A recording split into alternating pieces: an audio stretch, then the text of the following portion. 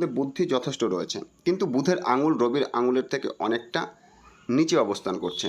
রবির ক্ষেত্র থেকে বুধের ক্ষেত্রও অনেকটা নিচে অবস্থান করছে, আর একে বলা হয় লোসেট মার্কারি।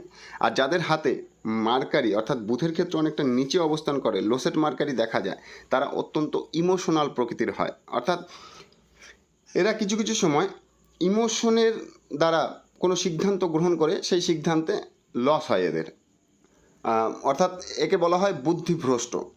অর্থাৎ শুধু আবেগ বা রাগের কারণে, ইমোশনের কারণে যে কোনো সিদ্ধান্ত জীবনে নিতে পারে, সেই সিদ্ধান্তের জন্য কিন্তু এনার বেশ কিছু ক্ষতি বা লস হওয়ার সম্ভাবনা রয়েছে। এরা কিছু কিছু সময় যাদেরকে ভালোবাসে তাদের ভালোর জন্য নিজের নাক কেটেও পরের যাত্রা শুভ করে, এই ধরনের প্রবণতা কিন্তু এনার মধ্যে রয়েছে। এরপরে চন্ডের ক্ষেত্র দেখুন, এই হাতে চন্ডের ক্ষেত্রও কিন্তু যথেষ্ট সুন্দর, সুগঠিত এবং শক্তিশালী। চন্ডকে বলা